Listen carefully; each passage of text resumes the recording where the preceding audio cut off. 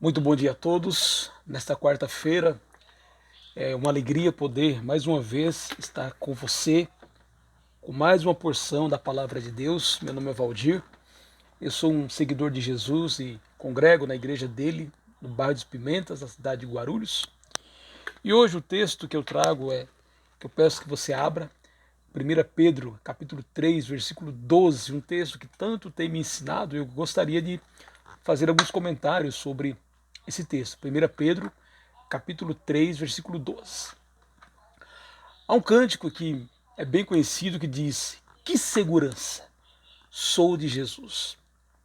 Sim, a partir do momento em que nos tornamos filhos de Deus, em que fazemos de Jesus o Senhor de nossas vidas, nos tornamos herdeiros de Deus, co-herdeiros com Cristo.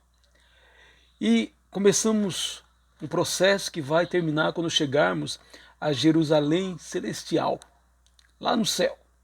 E lá receberemos a herança de uma vida assim de fidelidade a Deus. Então, o que fazer para chegar lá no céu são salvo? O que fazer para permanecer firme? O livro de Hebreus, capítulo 12, versículo 1, é um texto que eu gosto muito, que diz que devemos olhar para Jesus, né? Fixar, olhando firmemente para Jesus, o autor e consumador da nossa fé, e assim nós chegaremos lá. Porém, falando ainda de olhos, o texto de hoje continua falando de olhos, mas de uma maneira diferente. Não mais os nossos olhos para com o Senhor, mas os olhos do Senhor para conosco. Leia comigo, 1 Pedro, capítulo 3, versículo 12, que diz: Porque os olhos do Senhor repousam sobre os justos, e os seus ouvidos estão abertos às suas súplicas. Mas o rosto do Senhor está contra aqueles que praticam o mal. Os olhos do Senhor repousam sobre os justos. O texto começa dizendo para nós. Sim, no dia em que confessamos Jesus como Senhor de nossas vidas e que fixamos os olhos em Jesus, uma outra coisa aconteceu. Não somente nós fixamos os olhos em Jesus, o próprio Jesus fixou seus olhos em nós. Deus Pai, uma vez Jesus disse que Deus Pai, que aquele que o ama será amado pelo Pai, lá no Evangelho de João. Então Deus Pai fixou os seus olhos em nós. E por isso, olha só o que o Salmo 11, versículo 4 diz: O Senhor está no seu santo templo. Nos céus o Senhor tem o seu trono. E os seus olhos estão atentos, e as suas pálpebras sondam os filhos dos homens. O Salmo 101 diz que os meus olhos procurarão os fiéis na terra, para que habitem comigo. O que anda em reto caminho, esse me servirá. Então, como um pai, como uma mãe, Deus tem os olhos fixados, na verdade, em todos, mas de maneira especial. Deus tem os olhos fixados naquele que é dele, naquele que voluntariamente disse: Senhor, a partir de hoje eu vou viver para o Senhor, em obediência. Nós que somos pais sabemos, se nós pudéssemos, nós estamos com os nossos olhos fixados em nossos filhos o tempo inteiro, porque nós amamos e nos preocupamos com ele. Mas Deus, o nosso Pai celestial, o nosso Pai perfeito, ele, poderoso como ele é, ele pode ter os olhos fixados sobre nós e o tempo todo Deus está olhando para nós. E por isso que o apóstolo Pedro, inspirado por Deus, ele diz: os olhos do Senhor repousam sobre os justos. Sabe, nos nossos momentos de conquistas e grandes alegrias, tenha certeza, o seu Pai Celestial, Deus, está celebrando, está se alegrando conosco. Todos os dias, 24 horas por dia, todos os momentos, Deus está conosco. Quando nos deitamos, quando nos levantamos, o Senhor está conosco. O próprio Salmo 139 fala isso. Davi, inspirado por Deus, diz isso. Quando me levanto, quando me deito, o Senhor está conosco, assim, e a sua mão está me guiando, de maneira especial. Claro que Deus está em todo lugar, porque afinal de contas ele é onisciente, onipotente, onipresente, e a onipresença de Deus faz com que ele esteja em todo lugar. Mas na Bíblia, Deus tem uma alegria especial em se aproximar daquele que o ama, daquele que deseja estar com ele. Para esses Deus, ele tem uma proximidade toda especial. Olha só o que diz Jeremias 29, 12 e 13, que diz: então vocês me invocarão, se aproximarão de mim em oração, e eu os ouvirei. Vocês me buscarão e me acharão, quando me buscarem de todo o coração. Nunca estamos sozinhos. Tenha certeza disso. Especialmente para você que é discípulo de Jesus, nós que somos filhos de Deus por adoção, porque decidimos fazer de Jesus o Senhor de nossas vidas, nunca estamos sozinhos. Ele sempre vai estar conosco e jamais nos abandonará. O apóstolo Paulo foi um outro que sentiu, que vivenciou essa presença de Deus. Lá em 2 Timóteo, na prisão, sozinho, abandonado por boa parte das pessoas, inclusive alguns amigos, ele diz lá em 2 Timóteo, capítulo 4, versículo 16 e 17, na minha primeira defesa, ninguém foi ao meu favor. Todos me abandonaram. Que isto não lhe seja posto na conta. Mas olha só, mas existe um mas aqui, ó. Mas o Senhor esteve ao meu lado e me revestiu de forças. Então, primeira parte desse texto, os olhos do Senhor repousam e de maneira especial sobre os justos. Mas ele continua, e os seus ouvidos estão abertos às suas súplicas. Uma vez um cego disse lá em João capítulo 9, versículo 31, Deus não ouve a pecadores, mas aquele que faz a sua vontade. É claro que essa frase ela não é totalmente verdadeira, porque se Deus não ouvisse pecadores, ele não ouviria nenhum de nós, porque mesmo nós que estamos nos caminhos do Evangelho, que queremos fazer a vontade de Deus, ainda falhamos e pecamos contra Deus em determinados momentos. Mas o que esse cego quis dizer, ele diz, olha, tá vendo por que eu fiquei curado? Porque aquele homem, e falando de Jesus, é justo. Então Deus tem um ouvido, os seus ouvidos estão abertos à súplica do justo. A súplica do Velho Testamento era aquele que procurava fazer a vontade de Deus. No Novo Testamento é daquele que fez a principal vontade, que é ter Jesus como Senhor assim de sua vida e fazer parte do plano de Deus, de crer, arrepender, assim confessar Jesus e ser batizado e viver perseverando. Então, o justo de Deus é ouvido. E nós temos vários exemplos disso.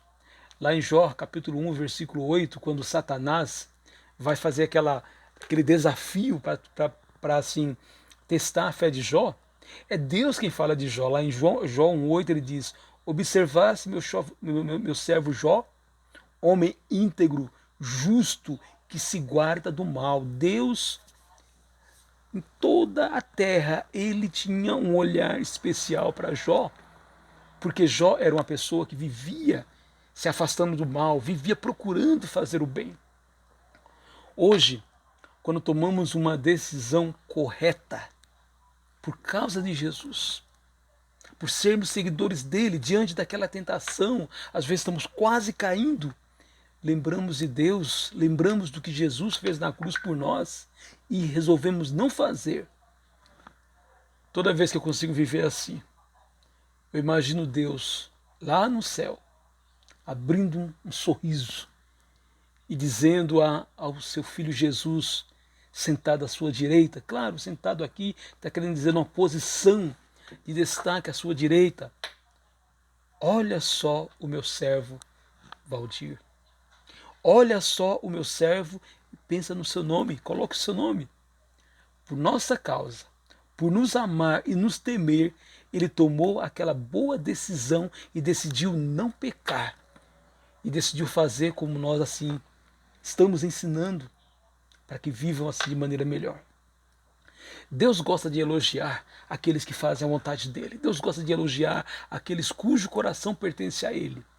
Lá em Gênesis capítulo 7, versículo 1 e 2, quando Deus vai falar para Noé que vai salvá-lo do dilúvio, ele diz: entra na arca, Noé, tu e tua família, pois reconheço que tens sido justo diante desta geração. Ou seja, essa história de que todo mundo falha mesmo e que Deus assim, tá todo mundo...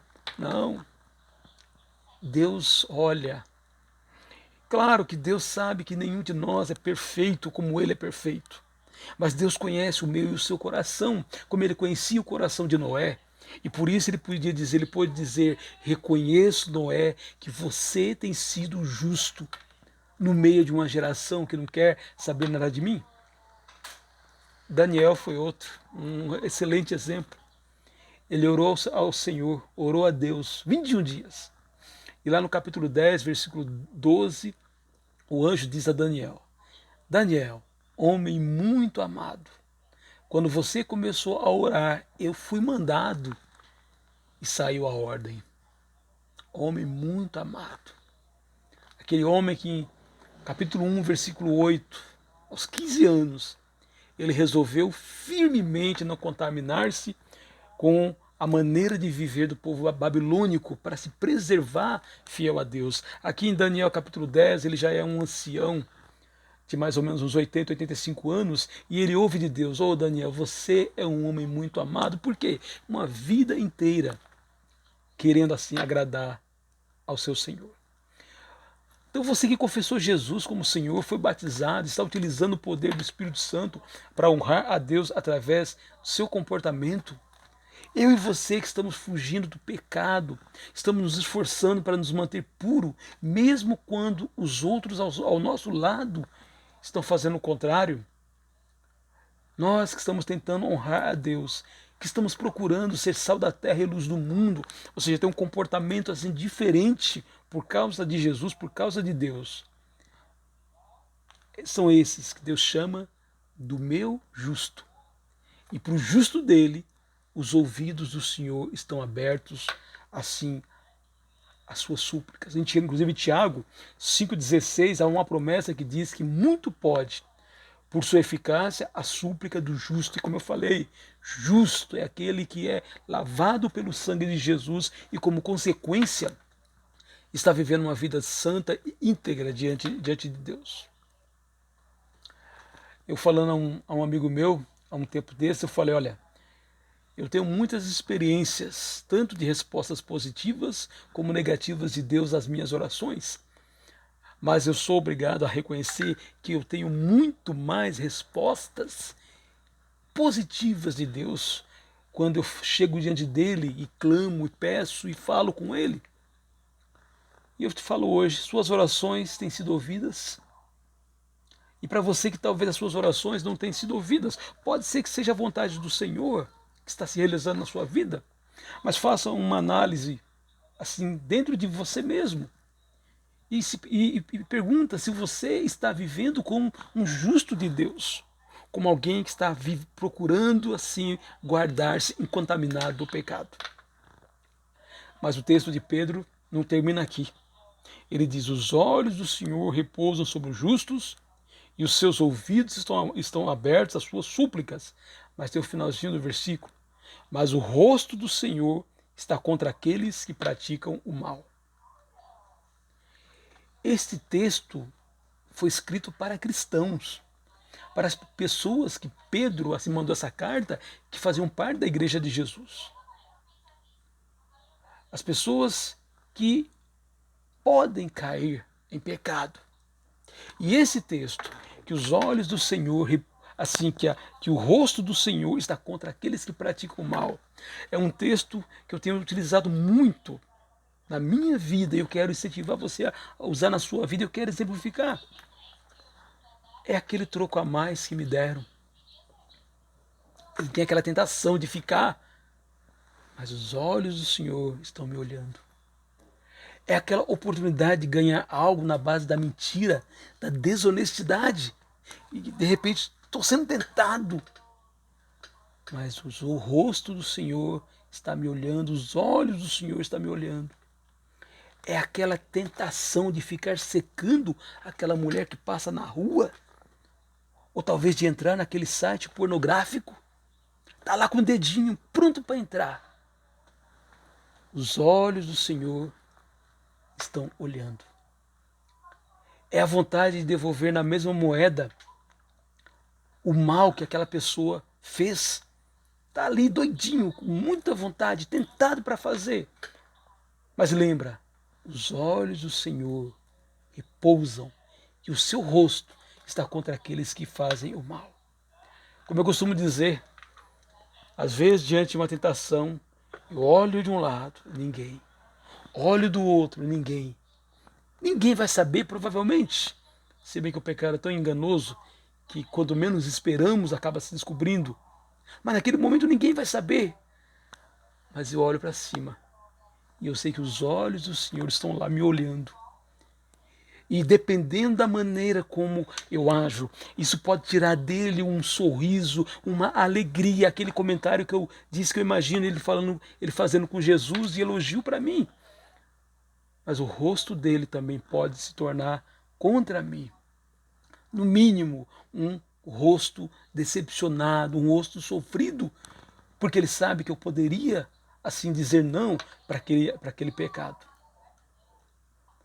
Hebreus capítulo 4, versículo 13 diz: e não há criatura que não seja manifesta na sua presença. Pelo contrário, todas as coisas estão descobertas e expostas aos olhos daquele a quem temos de prestar contas. Se eu fizer, meu Pai lá em cima, junto com Jesus, junto com seus anjos, poderá olhar para mim decepcionado. E esse é um motivo muito grande de você e de mim, de todos nós, fugirmos do pecado. Efésios capítulo 4, versículo 30, diz a ideia de que nós não devemos, o apóstolo Paulo nos incentiva a não entristecermos o Espírito Santo. E se você ler os versículos anteriores, quando é que entristecemos o Espírito Santo? É quando pecamos. Aquele que furtava, não furte mais. Não sai de vossa boca nenhuma palavra suja. Os versículos anteriores. Assim, irai-vos e não pequeis. Quando fazemos essas coisas, podemos entristecer o Espírito Santo. E eis um bom motivo para não fazer. Eu acredito que quantas vezes, na marca do pênalti, usando assim um termo futebolístico, pronto para pecar, doidinho para pecar, queria satisfazer o lado meu ainda não convertido. Mas aí eu deixei de pecar, porque lembrei que os olhos do Senhor repousam sobre os justos, mas seu rosto está contra aqueles que praticam o mal. Eu acredito que quando o apóstolo Pedro escreveu esse texto, talvez ele tenha lembrado de um momento na sua vida. Lá em Lucas capítulo 22, versículo 61, quando Jesus estava assim sendo julgado para ser condenado à crucificação e Pedro estava numa fogueira, você lembra que 3 vezes ele disse que não conhecia Jesus, ele negou o seu Senhor 3 vezes, mas o versículo 61 é muito interessante, que diz que Jesus fixou os olhos em Pedro enquanto este o negava. E quando Pedro olhou os olhos de Jesus, e com certeza, um olhar talvez não bravo, não irado, mas talvez um olhar terno, um olhar talvez decepcionado, um olhar dizendo: ô Pedro, você não vigiou. E a Bíblia diz que Pedro saiu dali e chorou amargamente por ter negado o seu mestre. E é isso que Jesus nos incentiva a fazer, como Pedro. Toda vez que pecamos contra o Senhor, toda vez que agimos de uma maneira que sabemos que desagrada ao nosso Pai, Mateus capítulo 5, versículo 4 diz que bem-aventurados os que choram, porque serão consolados. Choram porque sabem que dentro de si nem sempre conseguem assim agradar ao seu Pai. Porém, se eu insistir em ficar pecando deliberadamente, se eu chego uma hora que eu não estou nem aí com o que Deus pensa a respeito das minhas atitudes, pode acontecer que de um olhar decepcionado e triste, pode tirar do Senhor um olhar irado, um olhar querendo vingança. Lembra? Os olhos do Senhor, o rosto do Senhor está contra aqueles que praticam o mal. E Naum capítulo 1, versículo 2 e 3 mostra esse lado de Deus. O Senhor é Deus zeloso e vingador. O Senhor é vingador e cheio de ira. O Senhor toma vingança contra os seus adversários e reserva indignação para os seus inimigos. O Senhor é tardio em irar-se, mas grande em poder e jamais inocenta o culpado. Deus é muito misericordioso. Ele está olhando para nós e quando acertamos, Ele dá um enorme sorriso. Quando falhamos, Ele se decepciona conosco, mas Ele está pronto para nos dar sempre uma nova chance. Porém, se pecamos deliberadamente, se não levamos em conta o sacrifício de Jesus na cruz, de um olhar decepcionado pode se tornar um olhar zangado, irado. E por isso o livro de Hebreus, no capítulo 10, versículo 26, ele fala sobre o perigo do pecado deliberado, de pecar à vontade. E no final ele diz, horrível coisa é cair nas mãos do Deus vivo. Qual é a conclusão que eu quero tirar da nossa mensagem de hoje? Quero repetir o texto. Porque os olhos do Senhor repousam sobre os justos, e os seus ouvidos estão abertos às suas súplicas. Mas o rosto do Senhor está contra aqueles que praticam o mal. Nosso tema de hoje, sempre debaixo dos olhos de Deus estamos.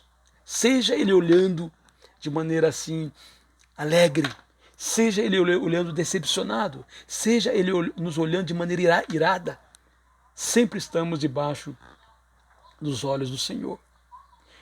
Eu quero encerrar com o Salmo 139, versículo 24, escrito por Davi, que nós possamos todos os dias orar esse salmo. Pensar, não precisamos orar exatamente o texto dele, mas orar como esse salmo nos diz. Sonda-me, ó Deus, e conhece o meu coração. Prova-me e conhece os meus pensamentos. Vê se há em mim algum caminho mau e guia-me pelo caminho eterno. Que o seu coração, que o meu coração seja um coração como esse de Davi, sempre desejoso de fazer a vontade do nosso Pai, sempre desejoso de que Ele trabalhe em nosso coração e nos guie pelo caminho eterno, que é o caminho da salvação, que é o caminho do Senhor, que é o caminho da justiça, da integridade, do viver de maneira corretamente. Você quer ter esse texto escrito? Entra lá, igrejadecristo.net, faz uma pesquisa, sempre debaixo dos olhos de Deus, e essa mensagem está escrita, pronta para ser compartilhada. Que nesta quarta-feira possamos viver em integridade, em justiça, em santidade, e que o nosso Deus lá de cima olhe para nós, aplauda as nossas atitudes corretas, porque na verdade as pessoas podem nos aplaudir, mas esses aplausos não têm tanta importância, até enche o nosso ego, mas o aplauso que vale é o aplauso que vem lá do céu. Deus nos abençoe nesta quarta-feira.